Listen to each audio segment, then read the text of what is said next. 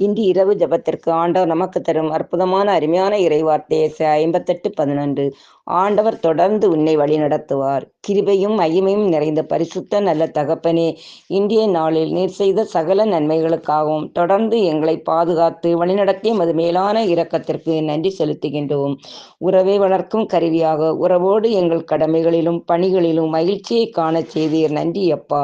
கவலைப்படுகிறவர்களுக்கு ஆறுதல் வார்த்தை சொல்ல மறந்ததற்காகவும், உதவி தேவைப்படுவர்களுக்கு உதவி செய்ய தவறியதற்காகவும், பிறருடைய பணிகளில் தடையாக சிரமம் கொடுத்ததற்காகவும், பிறர் மனதை காயப்படுத்தியதற்காகவும் எங்கள் குற்றங்குறைகளை மன்னித்து தூய்மையான உள்ளத்தையும் மென்மையான மனதையும் தந்தருளும். எங்கள் வாழ்வில் உமது உயிருள்ள வார்த்தைகள் எங்களுள் செயல்படச் செய்தருளும்.